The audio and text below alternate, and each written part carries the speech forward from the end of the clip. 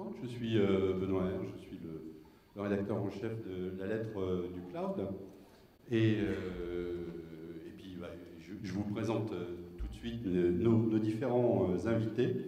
Avec à ma gauche, monsieur, donc sur un sujet qui est extrêmement vaste, hein, qui est l'Internet des objets et son articulation avec le cloud. Donc à ma gauche immédiate, monsieur Marc Malion de Cisco. Alors nos invités vont se présenter un petit peu plus avant, dès que je les aurai nommés. À ses côtés, monsieur Patrice Duhazet de Verizon ou Verizon, selon qu'on prononce à l'anglaise ou à l'américaine ou à la française.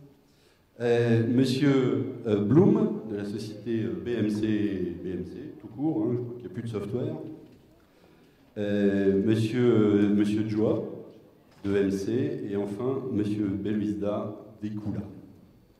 Alors, allez-y, vous avez un micro, vous nous expliquez un petit peu qui vous êtes, ce que vous faites. Alors, moi je suis Reda Beluisda, directeur marketing chez Ecula. Donc nous, on est hébergeur informatique depuis plus de 17 ans et on propose des solutions packagées de type serveur dédié, machine virtuelle, cloud public bien sûr. Et on a également une autre division très orientée solutions sur mesure avec un accompagnement 24/7 et des services d'infogérance.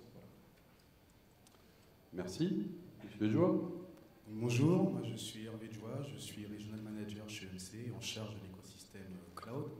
Alors EMC c'est une grande fédération qui regroupe plusieurs divisions, très active sur les sujets cloud, très active sur les sujets gestion de contenu à travers notre division Documentum. Également présent sur les aspects sécurité qui est un topic très important dans le cadre du cloud et de l'IoT, donc à travers RSA. Et force de proposition également à travers notre division Pivotal sur les sujets justement DevOps, IoT, plateforme as a service. Et enfin, pour ne pas les oublier, nos petits frères de VMware, mondialement connus, qui sont eux, je dirais, le petit moteur d'orchestration du cloud. Merci. Parlez bien près du micro pour qu'on vous entende bien. Oui, bonjour. Donc, je suis Eric Blum, je suis le Chief Technology Officer de BMC. BMC est une société, je pense, assez connue dans le domaine du service management et du système management. Aujourd'hui regroupée sous, je dirais, la stratégie de Digital Enterprise Management. Et le sujet d'aujourd'hui est particulièrement intéressant car déployer des centaines de milliers d'objets sur le marché, dans le terrain, dans ces entrepôts, représente un vrai challenge sur comment gérer cette infrastructure, comment gérer les services associés et comment le faire de la manière la plus profitable possible.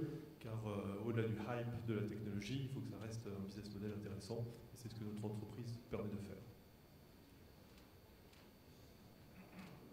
Bonjour, Patrice Duhazet, je m'occupe des ventes de cloud chez Verizon. Verizon, pas forcément très connu en France, quelques faits en fait pour vous le resituer. Donc Verizon est le deuxième opérateur mondial télécom avec plus de 120 milliards de chiffre d'affaires. On est très présent sur la partie mobile aux États-Unis, mais on a une division entreprise qui couvre le monde entier.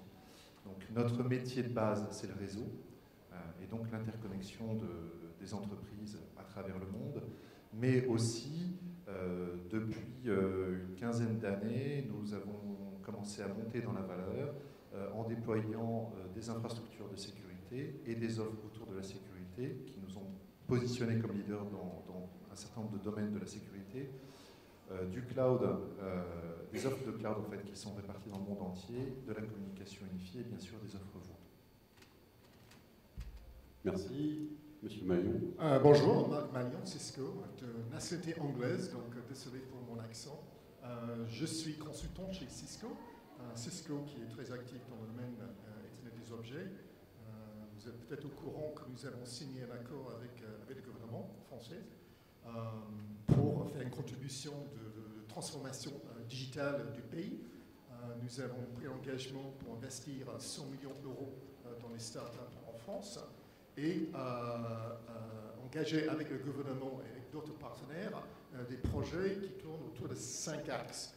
Tout ce qui est Smart Cities, et je vais y revenir dessus, Cyber Security, éducation, innovation dans le sens large, et infrastructure du pays. Donc, on parle des réseaux au débit, radio et fixe. Merci Monsieur Malion. Alors, des représentants d'entreprises d'horizons divers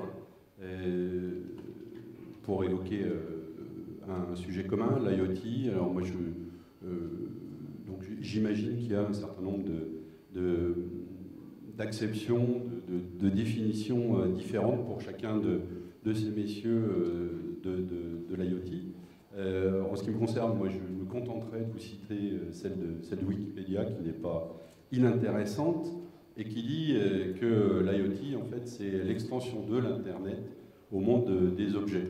Alors, donc, du monde virtuel de l'Internet au monde bien réel et tangible des objets. Alors, est-ce qu'un smartphone est un objet connecté, ou est-ce qu'au contraire, il fait encore partie de l'Internet?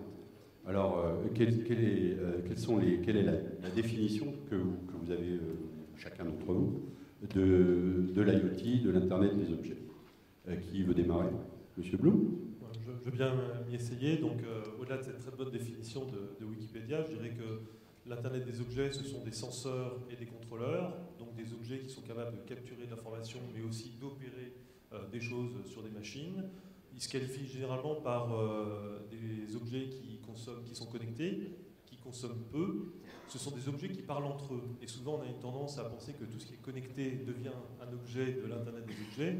C'est avant tout des objets qui parlent entre eux, c'est-à-dire sur une machine-outil, par exemple, ce sont différents contrôleurs qui sont capables d'interagir entre eux sans avoir à faire un retour vers le serveur. Et ce sont des objets qui peuvent être connectés avec des contrôleurs pour opérer sur la machine directement. Donc rendre de l'autonomie aux machines ou rendre de l'autonomie aux gens. Peut-être un point supplémentaire, l'Internet des objets, c'est potentiellement cette technologie de senseurs et de contrôleurs qui est aussi connectée à deux autres technologies majeures qui sont le big data et l'intelligence artificielle pour que ces objets puissent, au travers de l'Internet, travailler entre eux quasiment indépendamment d'une interface humaine. Merci Monsieur Blum. Alors, juste une petite précision que je ne vous ai pas donnée, c'est qu'en fait, on souhaite que la table ronde soit la plus interactive possible. Donc, si vous avez des questions à poser, vous n'hésitez pas. En principe, il y a, voilà, notre hôtesse est un hôtesse qui vous apportera le micro et vous pourrez poser votre question. Merci. Qui veut continuer, Monsieur Melouda? Alors pour nous, l'Internet des objets, c'est un élément qui possède des capteurs et qui permet d'échanger de l'information, d'échanger des données. Donc aujourd'hui, on peut distinguer différents types d'objets connectés dans le domaine public, dans le domaine professionnel ou dans le domaine privé. Dans le domaine professionnel, vous allez dans une boutique, vous avez des bornes connectées, ça c'est un élément connecté. Vous allez dans le domaine public, vous avez tout ce qui est poubelle connectée, tout ce qui permet d'aller chercher la météo, enfin tout ce qui est météo, mais également tout ce qui est lié aux bâtiments connectés. Il y a beaucoup d'initiatives qui sont faites là-dessus. Et également sur la partie professionnelle, enfin plutôt la sphère privée, pardon, on distingue tout ce qui est bracelet connecté, montre connectée, ou bientôt tout ce qui est frigidaire connecté, frigo connecté. Aujourd'hui, donc l'intérêt de l'objet connecté, c'est l'échange d'informations, l'échange de données entre les différents objets. Voilà. Le frigo connecté, c'est pas un mythe? Non, c'est pas un mythe. Ça existe encore et ça se développe de plus en plus. Peut-être pas très bien en France, mais en tout cas, il y a beaucoup d'initiatives qui sont faites autour des frigos et tout ce qui est machine à laver, ou encore des choses comme ça. Bien, Monsieur Joa, EMC? Je ne vais pas revenir sur la définition très juste qu'ont pu donner mes collègues jusqu'ici. Effectivement, de manière très simple, il faut comprendre l'objet connecté comme étant un capteur et l'IoT comme étant une série de capteurs mis en réseau qui vont communiquer. Maintenant, après, pour véritablement prendre de la perspective et comprendre ce que va nous apporter l'IoT et dans quoi c'était une révolution, je dirais qu'il faut juste regarder un petit peu en arrière, il y a quelques années, au début de l'Internet, quand 1 milliard de gens se sont retrouvés connectés. Quel a été l'impact? Eh bien, l'impact il était relativement clair. Le secteur des médias et du divertissement s'est digitalisé. l'IT s'est virtualisé, les transports et la logistique se sont transformés. Donc imaginez maintenant à l'horizon 2020 quand 50 milliards de machines et 7 milliards d'humains seront connectés. Donc clairement pour nous, l'IoT n'est pas une technologie pour les technologistes, c'est plutôt une subtile combinaison entre effectivement des smartphones et des tablettes, des devices, avec des objets, du réseau, un minimum de standards, un maximum de sécurité, de l'analytique, des solutions analytiques modernes, du big data, de l'innovation, du business et des clients. Et c'est cette combinaison qui pour nous est véritablement l'IoT. D'accord. Monsieur Duazet de Verizon. Il ne fonctionne pas, je vous passe celui-là. L'Internet des objets chez Verizon, en fait, on a développé chez Verizon des applications. Je vais plutôt aller dans des cas concrets, mais on a déployé chez Verizon depuis quelques années pas mal d'exemples d'objets connectés. On a dans notre centre d'innovation à Waltham plus de 60 démonstrations d'objets connectés. Alors effectivement, il y a la poubelle connectée, il y a tout un tas de choses. Je pense que si vous allez sur YouTube, vous verrez en fait quelques démonstrations qui sont assez marquantes et qui viennent vraiment dans notre quotidien.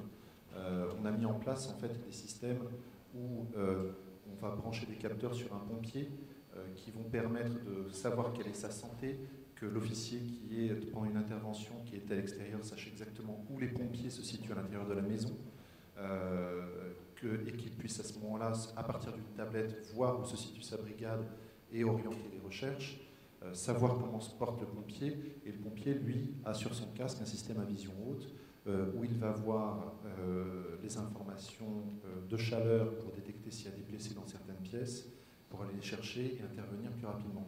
Donc on voit que, vous parliez tout à l'heure de est-ce que le frigo connecté c'est de la science-fiction? Non, le frigo connecté n'est pas encore tout à fait développé, mais les applications grand public au quotidien des objets connectés existent.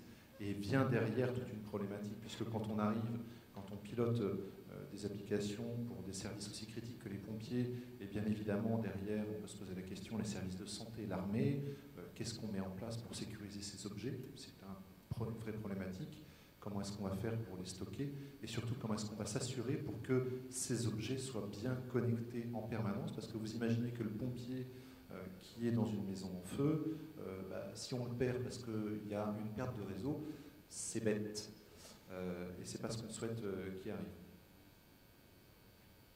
Vous voulez compléter, non, sur le frigo connecté, puisque le sujet a été évoqué. Qu'est-ce qu'on peut faire avec un frigo connecté, finalement? On peut faire ses courses. Oui. On peut faire plein de choses. On peut avoir un état justement de ce qui reste dans son frigidaire, les courses que l'on doit faire, programmer ses courses pour les prochaines semaines.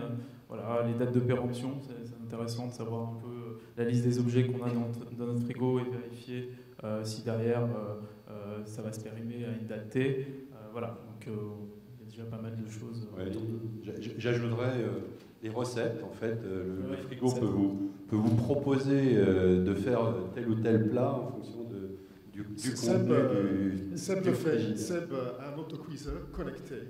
Parce que historiquement, quand on achetait un autocuiseur Seb, on recevait avec un livre de recettes. Maintenant, l'autocuiseur est connecté et on peut avoir le livre de recettes online.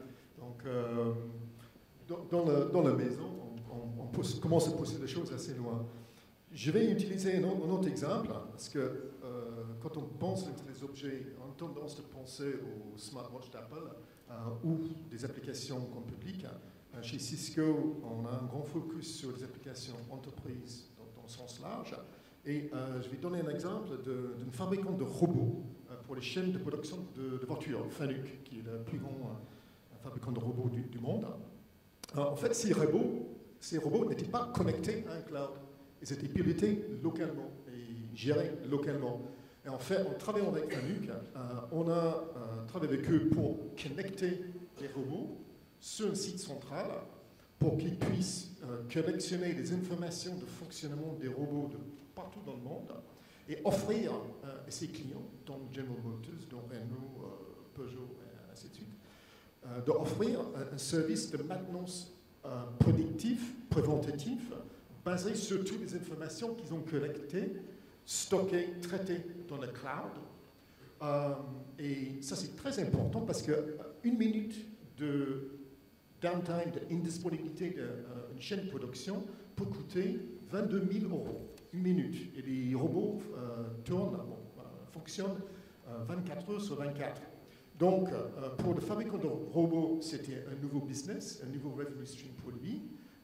Et pour les fabricants de voitures, c'était plus de disponibilité pour des chaînes de production de voitures. Donc, voilà un bel exemple de l'Internet des objets dans le monde d'entreprise. Je trouve que ce qui est intéressant dans l'IoT, ce qui est clair, c'est qu'il n'y a pas de limite à l'imagination. Les cas d'usage sont infinis. Et donc, on voit le scepticisme au travers du frigo, étant un fervent homme connecté, et principalement sur la diététique et le sport. L'état du stock dans mon frigo, je le fais comme ça. D'accord ? Donc, je l'ouvre, je regarde et ça me suffit. Donc, les cas d'usage sont infinis. La question, c'est quels sont ceux qui vont, entre guillemets, rester collés, vont accrocher, et ceux qui ne vont pas accrocher. Le bon exemple pour cela, c'est la Google Glass. C'est génial, n'empêche que ça ne prend que dans certaines sphères professionnelles. Je ne vois pas beaucoup de gens dans l'ensemble des geeks qui sont là. Juste. Donc, cas d'usage infini. À quelle vitesse on sait qu'ils sont adoptés, quel coût pour le déploiement, et c'est là où la connexion entre l'Internet des objets et le cloud est intéressant, parce que le cloud permet de rapidement avoir les capacités, le cas d'usage, et voir s'il tient et quelle vitesse on va déployer, et puis aussi de trouver différentes solutions qui sont économiquement rentables, parce que c'est quand même la problématique d'Internet des objets, c'est que ce soit rentable, et quand on commence à le déployer sur des centaines de milliers de devices, ça devient un problème. Excusez-moi, vous avez une question. Oui, enfin, je parle assez fort, donc je pense qu'on va m'entendre. Concernant l'électroménager, Conti a présenté sa série de machines à 600 ou 700 € compatibles avec elles-mêmes uniquement. Donc on ne peut pas communiquer avec du Bosch, du Samsung, etc. Donc je ne vais pas épiloguer sur l'IoT, mais au niveau de l'interopérabilité, je pense que vous êtes mieux que moi informés là-dessus. Il y a au moins 5 organismes dans le monde qui cherchent à trouver une solution. Google a sorti la sienne, Samsung a sorti la sienne, l'Union internationale des télécoms a sorti une demande pour avoir un langage commun au niveau de l'IoT. Tant que ça ne sera pas résolu, j'ai la ferme conviction que ça ne marchera pas. Si je dois acheter du monde Bosch pour discuter avec lui-même, alors que j'ai envie que Samsung, LG, etc. communiquent, ça sera, vous aurez beau développer toutes les applications que vous voulez, tant qu'il n'y aura pas un standard, il y a d'autres problèmes, au moins celui-là, ça n'avancera pas. C'est là où je pense qu'il y a une véritable opportunité pour les prestataires de services, parce que les constructeurs ont toujours à dessein d'avoir des approches assez propriétaires pour engranger un maximum de cas d'usage vers eux. Le prestataire de service, lui, peut-être aura à dessein, pour être en face du client, de faire le travail d'intégration entre les différents devices. Et donc, ce qui est intéressant, c'est de quelle chaîne de valeur va se développer dans l'industrialisation et le déploiement. Donc, des acteurs comme Verizon, des acteurs de services divers et variés. Il y a une nouvelle chaîne de valeur qui va se créer. Et celle-là, dans cette salle, lors de la Cloud Week, elle est passionnante parce qu'elle est en train de se créer et c'est à nous de l'inventer. Alors oui, ça pose effectivement le problème des normes et des systèmes propriétaires. Vous avez évoqué l'Apple Watch. Apple est éminemment propriétaire, bien évidemment. Alors, est-ce que vous pouvez répondre à la question simple, est-ce qu'un smartphone est un objet connecté? Oui et non. Monsieur Joa, oui. Oui et non, et effectivement, je rebondis sur l'intervention de monsieur tout à l'heure. Effectivement, il a totalement raison. L'IoT continue à se définir et dans sa complexité, ne serait-ce que d'un point de vue sécurité, il est perméable à certaines brèches. Donc il y a encore beaucoup d'efforts à faire en termes de standards. En répondant à la question est-ce que le smartphone est un objet connecté, quand je réponds oui ou non, je fais juste référence à l'exemple que j'ai donné tout à l'heure en termes de définition où je parlais, j'isolais les devices et je parlais après des objets. Le smartphone en lui-même peut être un objet connecté parce qu'il va me permettre à moi en tant qu'individu d'être connecté, mais le smartphone c'est également un outil d'interfaçage et de pilotage. Donc, il faut également le voir comme ça. Et par rapport à des exemples concrets qui marchent, effectivement, nous, l'IoT chez EMC, c'est une réalité à travers des projets qui sont menés. Je vais vous donner un exemple extrêmement intéressant qui est tout récent chez nous. On a été amené à considérer il y a quelques temps de là, à travers une expérience qu'on a eue avec un client qui est un grand leader dans le secteur des biotechnologies agricoles, qu'une vache, l'animal, la vache, c'était 200 mégas de données par an. Et ces 200 mégas de données par an, ils permettaient à nos clients, par rapport aux fermiers qui avaient implanté cette puce sur leur vache, de bénéficier d'un suivi personnalisé par animal, ce qui a permis d'accroître considérablement la rentabilité des exploitants agricoles. Donc véritablement, l'IoT, comme le disait justement M. Blum de BMC, c'est une vraie révolution. Aujourd'hui, il faut également se rendre compte que sur les marchés les plus développés, il y a à peu près 25% de nouveaux métiers qui apparaissent chaque année. Donc on est véritablement face à une rupture. Et la position de la fédération EMC, elle est véritablement d'accompagner ses clients et son écosystème pour prendre la vague de cette nouvelle économie qui casse les silos et se construit sur une nouvelle transversalité. On parlait de rentabilité. Un de nos actionnaires financiers, c'est GE, qui est actionnaire financier de notre entité Pivotal. Avec GE, on a construit une solution IoT de bout en bout. Effectivement, on a installé des capteurs et des senseurs sur des moteurs, des turbines d'avions et de trains, dans le but d'optimiser un petit peu la maintenance proactive. On a réussi à gagner quelques pouillèmes, et ces quelques pouillèmes correspondaient à plusieurs milliards d'économies par an. Donc aujourd'hui, il y a des situations concrètes, et il est vrai que l'IoT apporte clairement quelque chose au niveau de la rentabilité. Et si je prends des marchés qui sont plus early adopteurs, comme le marché américain, le secteur des assurances même est complètement révolutionné par l'IoT, parce qu'on va voir les assureurs être extrêmement intéressés par les données remontées par l'IoT, parce que ça va permettre de mesurer l'adhésion de leurs clients aux recommandations. Donc des exemples concrets aujourd'hui, il y en a, je dirais, une multitude. D'accord, donc une vache peut être un objet connecté. Monsieur Malion n'était pas d'accord sur la question du smartphone. Non, ça marche. Si, j'étais d'accord. Mais le smartphone, c'est un objet polyvalent. J'ai vu récemment un copie allemande qui propose un électrocardiogramme intégré dans l'iPhone. Donc on met un petit capteur pour les gens qui ont des problèmes cardiaques. Dès qu'ils sont un petit peu malades, ils connectent un petit capteur à leur corps qui communique avec l'iPhone. Il peut faire une analyse avec une recommandation. Allez à l'hôpital tout de suite ou non, vous n'avez pas de problème. Donc, le smartphone, c'est vraiment un objet polyvalent. D'accord. Vous aviez d'autres réactions peut-être avant de passer à la suite sur les aspects normes. Donc, comme souvent dans les technologies émergentes, en fait, ce sont les normes de facto qui se développent. Et j'aurais tendance à dire, d'une certaine manière, c'est vrai que c'est dommage qu'il n'y ait pas de normes, pour répondre à ce que vous dites. Et d'un autre côté, en tant qu'individu, et là je cite la branche sur laquelle je suis scié, j'aurais tendance à dire aussi tant mieux, parce que les objets connectés, d'une certaine manière, vont collecter des masses de données. On parlait tout à l'heure de la vache qui représente 200 mégas, on parlait de la personne, je ne sais plus, Michel Tessèdre qui parlait des téraoctets connectés sur une seule personne. Imaginez toutes les informations qui sont connectées sur une personne, le caractère intrusif que ça peut être. Alors, bien sûr, le cloud va nous aider à stocker tout ça, la flexibilité, l'élasticité, fantastique. La connectivité, je suis bien placé pour en parler, on va pouvoir le faire, tant mieux. Et ensuite, derrière, quid? Parce que la sécurité, imaginez votre maison connectée, on commence déjà à avoir des cas d'école où, en fait, à partir du moment où une maison connectée est hackée, à ce moment-là, enfin, même pas simplement la maison hackée, mais tout simplement le prestataire d'hébergement est hacké, à ce moment-là, un voleur peut savoir quand est-ce que les personnes sont présentes, ne sont pas présentes, et à ce moment-là, on augmente le risque. Donc il y a une chaîne qui est extrêmement importante, qu'il faut prendre en compte, et que quand on va commencer à mettre en place des solutions business, bien sûr il faut du capteur, bien sûr il faut de l'hébergement, mais il faut un hébergement qui soit de qualité, qui soit disponible en permanence, parce que dans certains cas, des vies vont être en jeu, confère mon exemple des pompiers, et que ce soit sérieusement sécurisé, parce que on voit aussi les menaces augmentent au quotidien dans le monde. Je viens de me poser une question, en fait, c'est combien je pèse? Maintenant, je sais qu'une vache pèse 200 mégas, c'est combien je pèse? vu que je connecte beaucoup de choses, la prochaine fois qu'on me demandera mon poids, je reprendrai en mégaoctet. Donc, il n'y a pas de limite à l'innovation en termes de l'Internet des objets.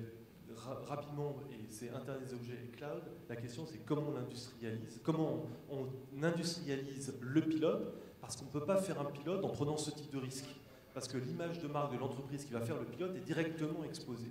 Donc le pilote implique directement de mettre en place les éléments de sécurité, de conformité, d'industrialisation pour pouvoir tester aussi le business model, combien ça coûte. Et je pense que le sujet quasiment immédiat, c'est comment faire des pilotes qui soient industrialisés. Or, ce n'est pas quand même l'habitude qu'on avait auparavant quand on se développait des applications web. On pouvait faire une application web et puis la déployer avec ses copains et puis avoir quelques personnes qui testent l'application et puis ça allait bien. L'Internet des objets, ce n'est pas possible. Ça va tout de suite prendre une dimension industrielle.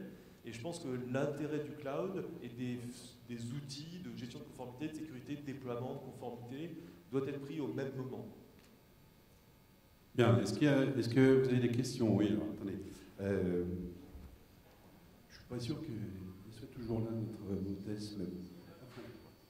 Allez-y. Oui, bonjour.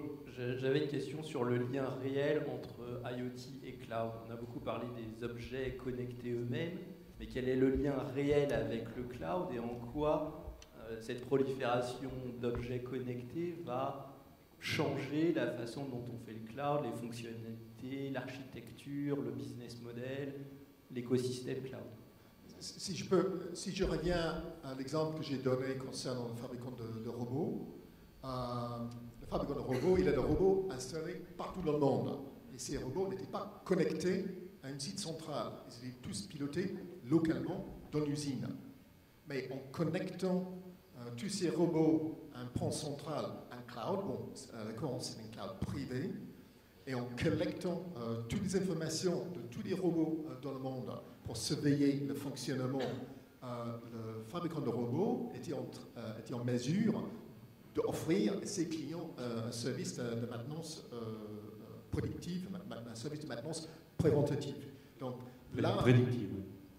Prédictive, maintenance. Prédictive et préventative pour empêcher le panne. Là, on a un lien entre le cloud et les objets parce que toutes les données des robots étaient collectées, stockées, traitées dans un point central qui était le cloud privé du client. Oui, il y a un exemple plus trivial, enfin sur le même type d'architecture, c'est dans l'automobile, tout simplement, où la maintenance prédictive se fait également par le cloud. Monsieur Joa voulait réagir, je crois. Oui, je vais reprendre mon exemple de la vache parce que je l'aime bien.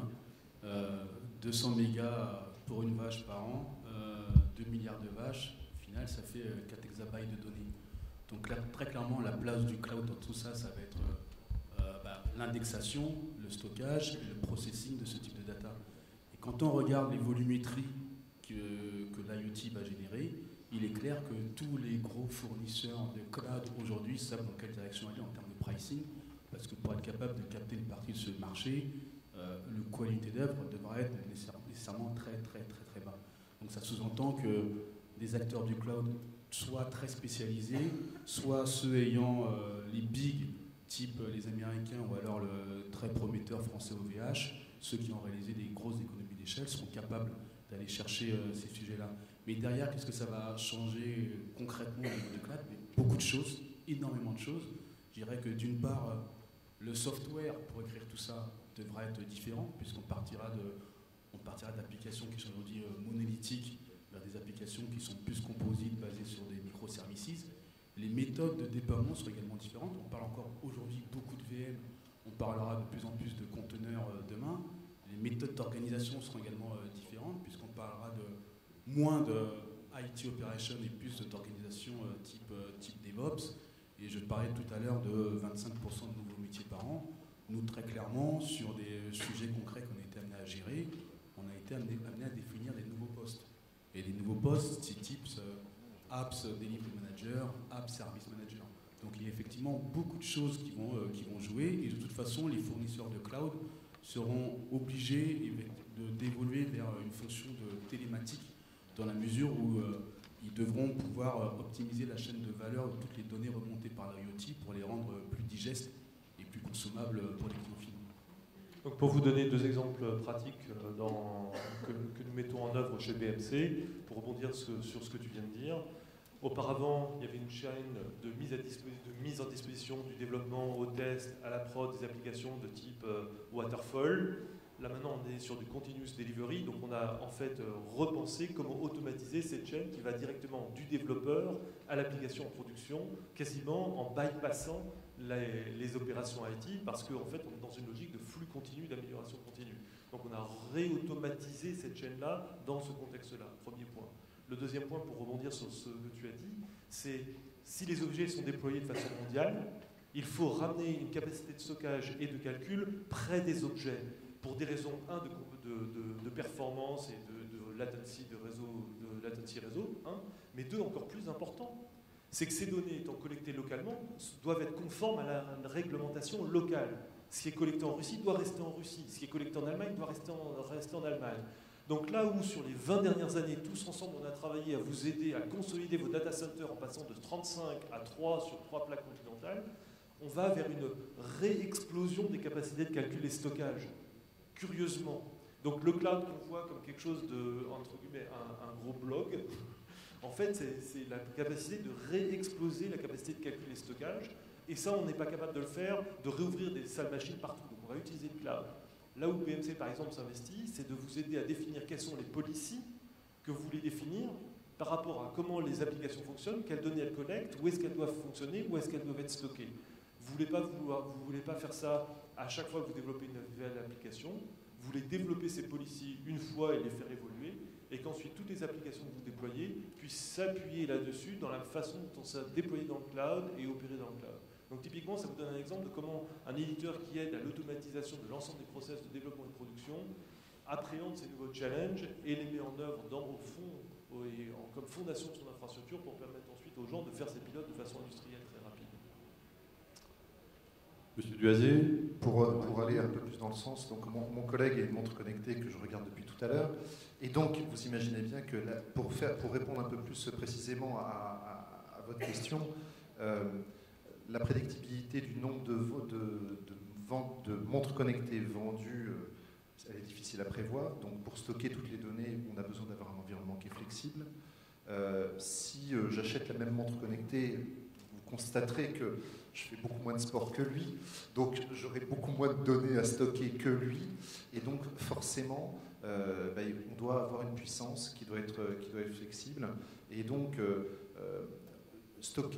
commencer à mettre des choses dans des data centers en physique, c'est intéressant, mais avoir cette flexibilité, avoir un prix qui est vraiment à la demande est d'autant plus important. Et c'est pour ça que l'application du cloud, elle est directe, c'est-à-dire qu'on va avoir des objets connectés qui vont servir à certains moments, à d'autres, et on commence à avoir tellement de données, tellement d'informations à stocker, tellement partout, que le modèle où on commence à remplir des data centers, il n'est pas viable. Donc le cloud prend tout son intérêt ici. Bien, on avait une autre question chez monsieur là. Oui, bonjour. Oui, moi j'avais une simple question en fait par rapport justement à la différence entre le hype et le caractère concret et industriel. Je m'intéresse effectivement beaucoup à l'IoT depuis peu et je constate qu'il y a quand même un certain nombre de freins. D'ailleurs là en quelques minutes on va parler de certains, que ce soit les normes, que ce soit parfois la sécurité des informations géographiquement, réglementaire par pays, qui fait qu'on va plus vers du fog computing comme le définit Cisco. Également des freins aux usages de la part des particuliers, puis aussi des freins simplement industriels, dans le sens où, comme vous le répétiez, il ne faut pas se rater quand on va lancer un projet, qu'on doit intégrer toutes les problématiques de sécurité, etc. Moi j'ai l'impression qu'il y a beaucoup d'acteurs qui parlent du cloud, qui sont souvent soit des sociétés un petit peu de conseil ou visionnaires, ou des enablers, simplement les enablers du cloud. Mais est-ce qu'aujourd'hui, par rapport à ce chiffre qu'on martèle, que j'entends dire en 2020, vous allez avoir 50 milliards d'objets connectés, quelle est la réalité de ce chiffre et où voyez-vous dans le maillon industriel la réalité de cette croissance, parce que c'est demain, c'est dans 4 ans. Quels sont les acteurs concrètement aujourd'hui au-delà de l'enabler, sont en train de vraiment travailler sur la transformation industrielle et la concrétisation par peut-être des métiers très verticaux, très concrets de cette industrie. Parce que j'ai un peu peur que peut-être le soufflet de ce chiffre retombe un peu comme sur certaines autres idées. Bien. Monsieur a lancé le chiffre qu'on voulait éviter de donner, mais on voulait éviter de vous asséner de chiffres. Mais enfin, je pense que tous les acteurs qui sont présents autour de cette table ronde se préparent justement à l'arrivée de ces objets connectés. Il y en a, puisqu'on en est aux chiffres, il y en a un autre que je souhaitais donner, c'est celui qui a été soulevé lors de la conférence des visionnaires lundi, 500 objets connectés par foyer d'ici 10 ans. Bon, comment vous préparez en fait à ces échéances les uns et les autres? Qui c'est qui veut démarrer? Monsieur Bellouzin? Alors, en fait, pour répondre un peu à la question, ce qui est important, c'est le cœur du débat, finalement, c'est la donnée, et qui est... on va avoir 50 ou 80 milliards d'objets connectés. Il va y en avoir 3 ou 4 fois plus en termes de données. Ce qui est important déjà, c'est toute l'infrastructure, on en a parlé tout à l'heure, c'est déjà de stocker toute cette donnée dans une infra sécurisée. Donc, en effet, on a parlé des serveurs dédiés. On va plutôt s'orienter sur la partie cloud parce que ça permet d'avoir une plus grosse flexibilité. Ensuite, au cœur de tout ça, on a cette masse de données qui s'apparente à du big data. En effet, c'est le même principe. Là, on a l'infrastructure, on va derrière avoir des outils qui vont permettre d'automatiser le stockage de ces données, de les restituer, parce que cette donnée, il faut l'héberger, mais aussi il faut pouvoir la restituer. Au départ, c'est de la donnée brute. Après, il faut la calculer, il faut la transformer pour qu'elle soit exploitable. Parce qu'après, il faut qu'elle soit exploitable. C'est tout l'enjeu. Donc nous, là, on a beaucoup de choses autour du cloud public, cloud privé. On a en effet aussi, on a parlé tout à l'heure du déploiement géographique. Alors, on a des clients internationaux qui veulent avoir leurs données en France, mais également être accompagnés dans différents pays et pouvoir être à proximité des clients finaux et donc des objets connectés en Asie, aux US, dans tous les pays du monde. Donc il y a la notion de données qui est centrale car c'est de la valeur ajoutée et c'est du pétrole pour nous, c'est très important. Et puis ensuite, on a toute l'analyse derrière et toutes les applications qui gravitent autour qui vont permettre d'analyser et restituer cette information. Donc votre question c'était l'Internet des objets, 50 milliards d'objets connectés, hype ou pas hype? Preuve, est-ce qu'on est en tendance ou pas? Quelques exemples concrets, parce que je pense que c'est demandé. Je pense que c'est intéressant de voir, c'est quand une société comme GE, qui a plus de 150 ans, qui fait 164 milliards de dollars de chiffre d'affaires, son CEO décide de vendre GE Asset Capital, qui est la branche financière, qui est le poumon de sa profitabilité, de vendre ça pour réorienter GE sur une démarche industrielle, qu'il crée une activité qui s'appelle GE Software. Donc l'objet, c'est étant de développer les logiciels qui vont permettre de connecter toutes ces turbines, ces vaisseaux, son matériel médical, tout ça, de le connecter, de développer le software, c'est une indication forte. Parce que c'est une entreprise qui a 150 ans, qui est une vieille dame, et qui est en train de se mettre sur des patins en roulette. Donc, tu me permettais la métaphore. Donc, ça, premier exemple. Deuxième exemple, c'est vous avez quasiment tous les CEO du CAC 40 qui partent visiter la Silicon Valley. Et ce qui est assez effrayant pour nous qui sommes dans cette salle, c'est quand ils y vont avec leur board, et notez bien que le CIO, le DSI, ne fait pas partie du board aujourd'hui.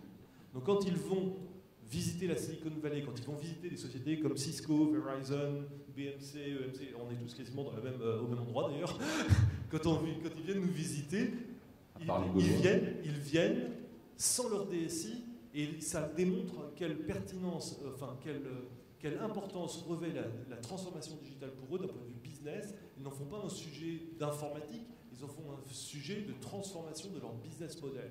En France, on retrouve ça chez Michelin, chez Air Liquide, chez Sanofi, donc chez tous les grands industriels qui font le CAC 40. Vous retrouvez chez Total, vous retrouvez ça, on parlait d'ailleurs de la transformation vers le green, qui est important. La transformation environnementale passe par une révolution technologique, elle passe par l'IoT. Et donc, on retrouve ça, on retrouve ça dans le retail. Vous avez des initiatives qui sont extrêmement intéressantes chez, par exemple, les Mousquetaires, où récemment le DSI faisait part d'une expérience où il a mis sur les linéaires des capteurs pour sentir en fait quel était le poids de produits qui étaient sur les différents linéaires, sachant qu'il sait quelle est l'unité, il va permettre le réassort beaucoup plus rapide du linéaire pour qu'il y ait toujours du Nutella et du Coca pour le bien-être de nos petits-enfants, ou presque. Donc voilà, je ne sais pas si je réponds à votre question, mais voilà, je pense quelques éléments absolument concrets qui montrent que tout le monde y va franchement. Et je terminerai par un élément qui est, pour citer Pascal Buffard de AXA, le CIO de AXA Group, qui aime à dire, et AXA c'est pas une start-up, qui aime à dire « disrupt or be disrupted ». Et donc la chose que savent toutes les grandes entreprises, c'est qu'ils ne connaissent pas leur compétition de demain. D'accord ? Donc c'est là où vous retrouvez d'ailleurs des changements organisationnels. Chez AXA, vous avez un AXA Run the Company et vous avez un AXA Fast IT. Donc voilà quelques éléments concrets qui se passent dans les grandes entreprises qui montrent que c'est... je pense qu'en capitalisant sur leur base installée, on va avoir les 50 milliards d'objets connectés. Perso, j'y crois. Si on prend une voiture moderne, il y a 50aine de capteurs dans une voiture moderne pour détecter les pneus, les freins, etc. Dans un train, ça mesure en centaines. Dans un avion, ça mesure en milliers. Si on prend un plafond pétrolier dans le Golfe, également, c'est des milliers de capteurs. En fait, il y a une compagnie intéressante qui s'appelle OSI Soft, qui existe depuis 30 ans, qui est spécialiste dans les contrôles des processus industriels. Et ces gens font de l'IoT depuis 30 ans. Parce que plateforme pétrolier ou raffinerie, aujourd'hui, ça, c'est surveillé en permanence, point de vue sécurité, mais aussi point de vue efficacité. Donc, quand on commence ce genre de chiffres, on peut imaginer que d'ici quelques années, il y aura effectivement des milliards d'objets. Oui, alors juste pour rebondir sur, si vous permettez, sur ce que vous disiez, c'est qu'en fait, ils font de l'IoT depuis 30 ans, mais ils ne passaient pas par le cloud à l'époque. Et donc, en fait, l'IoT, au fur et à mesure qu'il s'est développé, au départ, il passait essentiellement par les réseaux GSM. Et à l'heure actuelle, on ne voit plus tellement d'opérateurs ni de puces spécialisés pour cela, tout simplement parce qu'à l'époque, il y avait des volumes de données échangés qui étaient extrêmement faibles et que, comme le soulignait M. Belousda tout à l'heure, c'est qu'on est passé sur des volumes qui sont de type Big Data. Vous êtes d'accord ? Juste pour ajouter quelque chose, ce que nous faisons avec OSI Soft, c'est de les aider de transférer toutes les informations générées par les objets dans le cloud pour traitement. Mais pour rebondir sur ce que vous avez dit, ce que tu as dit, c'est impossible de ramener toutes les informations dans le cloud de façon rentable. Et parfois, il y a des problèmes légaux ou sécuritaires qui empêchent de le faire. Et je reviens à mon petit exemple de robot. Un robot génère 2000 octets tous les 6 millisecondes, 24 heures sur 24. Donc, quelque chose sur lequel nous avons travaillé, c'est un concept qu'on appelle fog computing, brouillard. Donc, de mettre l'intelligence près des objets. Donc, chez nous, qu'est-ce que nous faisons ? Nous donnons la possibilité d'embarquer les applications dans nos équipements réseau. Parce que les robots, à la concurrence, sont connectés à un switch Cisco. Donc, on donne la possibilité d'embarquer l'application dans les switches qui filtrent les données qui sont captées, qui agrègent les données avant de les envoyer vers le cloud. Donc, on fait une réduction massive des données qui sont envoyées vers le cloud. Marc, excuse-moi de t'interrompre, mais effectivement, tous, on a fait ce qu'on appelait du SIM, Computer Integrated Manufacturing, et on en faisait il y a 25 ans. On avait des senseurs, on les ramenait, on faisait ça en X25, effectivement. Moi, je pense que c'était pas du tout l'Internet des objets. L'Internet des objets aujourd'hui, c'est des objets qui parlent entre eux, c'est des senseurs, comme on avait il y a 30 ans, mais c'est aussi des contrôleurs, c'est-à-dire qu'ils font quelque chose. Et ce qui va changer, un des éléments dont on n'a pas parlé, c'est que ça met l'entreprise en temps réel. D'accord ? Les objets se parlent entre eux et agissent en temps réel sur leur environnement. Et pour faire ça, ça veut dire qu'on a les objets, on collecte un vaste volume de données, donc on a du big data qu'on n'avait pas il y a 30 ans du tout, et on a de l'intelligence artificielle, c'est-à-dire que sur la base des règles, ils sont capables de définir comment agir, ils sont capables d'ailleurs d'apprendre et d'évoluer. Et c'est vraiment l'Internet des objets pour avoir ces capacités de calcul, pour le faire, c'est là où le cloud est essentiel, c'est bien de connecter ces trois choses. C'est le monde physique, les senseurs, les capteurs, le monde du big data et le monde de l'intelligence artificielle. Et là où ça devient intéressant, c'est que pour nos entreprises, combien d'entreprises se sont mis dans la logique de gérer du hardware, des senseurs, des contrôleurs? Pas trop, généralement on les achète, on achète nos serveurs. Là maintenant on va devoir les acheter, les composer. Qui font du big data, ça reste une technologie un peu naissante. Et combien de gens ont des data scientists qui sont capables de programmer de l'intelligence artificielle, qui maîtrisent ces modèles statistiques évolués. Mais le vrai futur, la vraie puissance qui va être disrupteur dans le business model que vous allez faire, c'est ça. C'est pas ouais, ma montre elle est sympa, ma montre elle me dit voilà, je cours à telle vitesse, etc. Super, bon, ouais, d'accord. Non, ce qui serait sympa, c'est que si la montre elle fait ça, elle voit quelle chaleur elle fait, elle voit à quelle vitesse je cours, j'ai la bonbonne derrière, et elle m'alimente en sucre et elle m'alimente en eau par rapport à nos besoins métaboliques. Là, ça devient intéressant.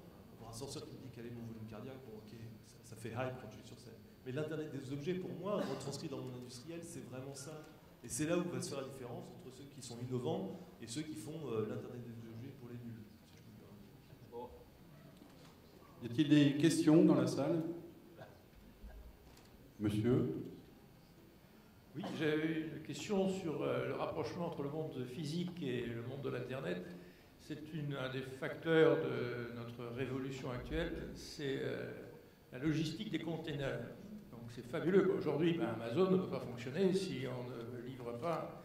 Et comment voyez-vous la connexion entre intelligence artificielle, big data, clouds et Internet des objets appliqués à la gestion des containers, sachant que c'est dans un monde multimodal et qu'aujourd'hui nous avons le port de Rotterdam qui est le seul port qui est capable de recevoir les containers qui viennent de la Chine. Voilà. Qui c'est qui veut répondre, monsieur Malion? En fait, nous avons chez Cisco, si vous allez sur le web Cisco, vous tapez Hambourg, vous allez trouver un case study sur le port d'Hambourg, où on a travaillé avec eux pour améliorer le fonctionnement du port.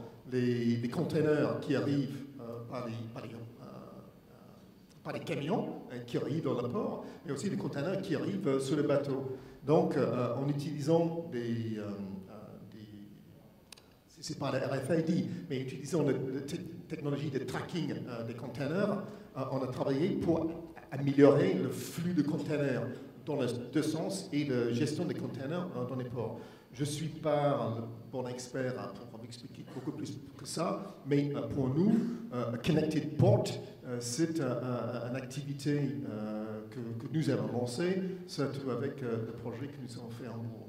Votre question, elle est passionnante parce que, effectivement, le vrai acteur logistique sera celui qui sera capable, non pas simplement de connecter et d'agréger les informations au moment où il fait le transport, mais de devenir le centre de gravité, le centre de contrôle de l'information par rapport à ce qui s'est passé avant, ce qui s'est passé après, et de donner cette visibilité, de devenir cette tour de contrôle. Ce qui amène potentiellement à repenser qui va être l'acteur lourd. Est-ce que ce sera Maersk, CMA, CGM et ENCO, ou un autre acteur logistique qui deviendra ce nouvel intermédiaire qui comprendra ce flux de données, ce flux financier, le flux d'assurance, etc. C'est là où on va avoir des recompositions. Est-ce que c'est Lloyds, le futur leader, ou est-ce que c'est Maersk? Et voilà. Et donc ça va passer par qui va devenir le centre d'information, le big data owner. Donc là, il va y avoir une vraie lutte, quoi, des vrais éléments. Quoi qu'il arrive, et par rapport à la question des échanges de données, pour que ce soit multimodal, il faudra échanger les données. Donc c'est là où le cloud, avec les microservices et une nouvelle architecture, deviendra essentiel. Je crois qu'il y a... En fait, chez Verizon, notre approche en fait, de l'IoT, grosso modo, on est un peu comme M. Jourdain, on savait en faire avant que ça existe. Tout simplement parce que pour nous, en tant qu'opérateur d'infrastructure, télécom, cloud et sécurité, l'IoT n'est juste qu'une nouvelle déclinaison business de ce qu'on peut faire dans l'entreprise.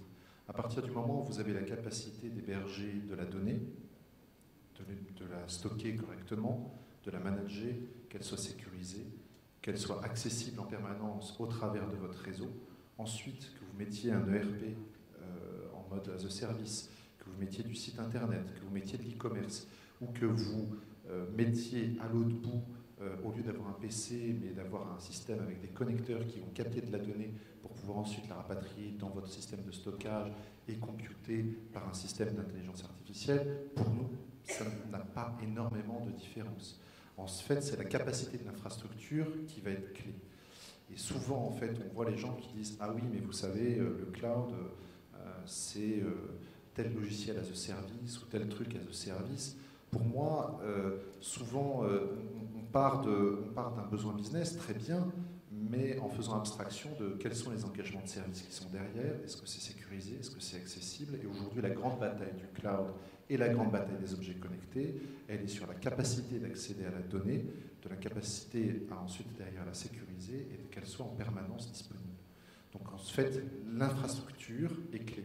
Alors c'est pas sexy dans les DSI, c'est pour ça que souvent les DSI sont des gens qui sont plutôt issus du monde applicatif, mais dans votre maison, quand vous n'avez pas de fondation, la maison se casse la figure.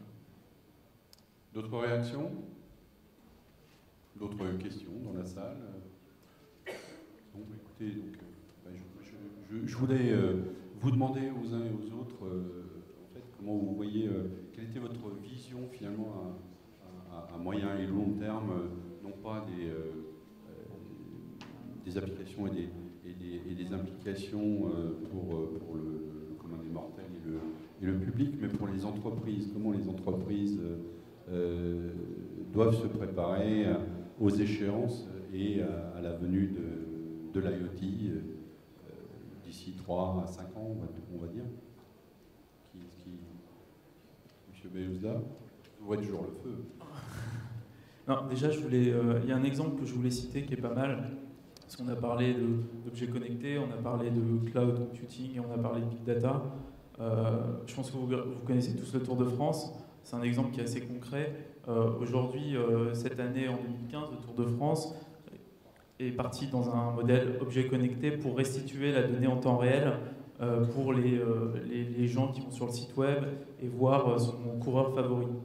Donc ce qu'ils ont fait, c'est que sur les 193 coureurs du Tour de France, ils ont mis un objet connecté, donc un transpondeur GPS sous le siège du vélo.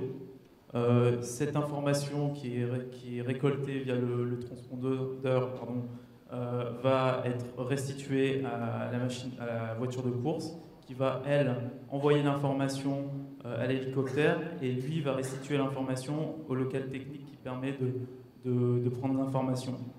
Tout ça avec la combinaison du cloud computing pour donner tout cet aspect flexibilité et pour restituer derrière la donnée. Il y a une application qui va traiter, analyser et qui va restituer la donnée en temps réel, en moins d'une seconde, sur le site internet du Tour de France et qui va donner justement l'information aux téléspectateurs sur la vitesse moyenne de son coureur favori, les temps entre les différents coureurs, etc. Donc là, ce qui est intéressant, c'est qu'on a vu en un exemple, un cas concret sur le cloud, le big data et les objets connectés. Et aujourd'hui, comme je le disais tout à l'heure, le centre de tout ça, c'est la donnée. Il y aura un amas de données qui est impressionnant. Donc on a dit 50 milliards, 80 milliards d'objets connectés, on va en avoir 3 fois plus. L'important aussi, c'est la donnée qui va être stockée, localisée, et il faut aussi se rendre compte que cette information doit rester locale, doit rester en France, parce que on a des données qui donnent de la valeur ajoutée, qui vont être transformées, analysées, et il est important pour les entreprises qui veulent rentrer dans ce modèle-là, penser à héberger ces données dans des data centers en France pour que cela soit de plus en plus sécurisé. Bien, merci. Monsieur Joa. Oui, en termes de perspective futuriste, je pense que c'est assez facile d'imaginer des scénarios où je me gare sur ma place de parking, ma porte s'ouvre tout seul, le thermostat s'allume, la musique se met, etc. D'un point de vue au niveau des entreprises, une des déclinaisons prochaines et concrètes de l'IoT va être ce fameux serpent des mers qu'est le dossier patient, par exemple. Où là, on va pouvoir rentrer concrètement sur une vraie utilisation de l'IoT. Je parlais tout à l'heure de 50 milliards de machines, 50 milliards d'êtres humains connectés.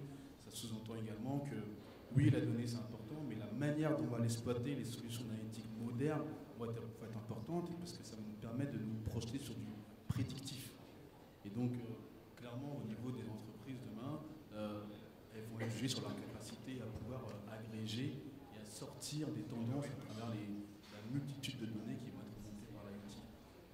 Je reprends également le topic que j'avais abordé tout à l'heure. Pour nous, acteurs de l'information, acteurs des technologies, ça sous-entend également de repenser un petit peu la manière dont on approche ce marché-là. Aujourd'hui, les méthodes de développement seront également différentes au niveau des entreprises et des fournisseurs technologiques, dans la mesure où on sortira d'un environnement qui est plutôt propriétaire vers un environnement qui sera plus basé sur la communauté, l'open source. Propriétaire comme peut l'être EMC aujourd'hui, et open source comme commence à l'être EMC aujourd'hui. Moi, je dirais, en tout cas pour ma contribution à la conclusion, je dirais 50 milliards d'objets connectés, et moi. C'est quand même important. On n'a pas oublié, hein, je sais qu'il faut que je vois combien je fais dans mégaoctets.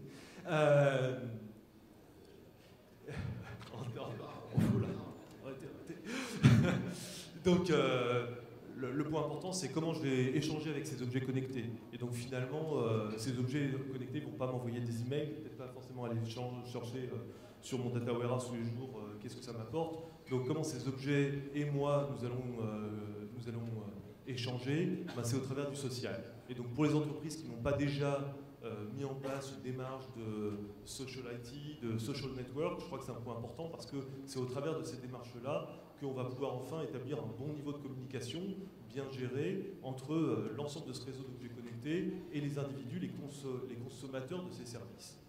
Donc, ramener à la personne 50 milliards d'objets connectés et moi, entre les deux, un réseau social. Pour l'entreprise en tant que telle, j'aime beaucoup l'approche du Gartner qui dit bimodal IT, c'est-à-dire que les entreprises doivent faire deux choses à la fois. Elles doivent, plus que jamais, accélérer l'industrialisation de leur IT, simplifier, automatiser pour descendre les coûts opérationnels, parce que le volume d'objets, le volume d'infrastructures, le volume d'informations va exploser. Donc si vous ramenez votre coût à l'utilisateur, votre coût à l'infrastructure et vous le multipliez par 50, votre coût informatique explose et vous ne pourrez jamais le faire. Donc s'il était important d'industrialiser dans le passé, il est vital d'industrialiser la gestion de votre informatique aujourd'hui. Et BMC opère dans ce domaine-là.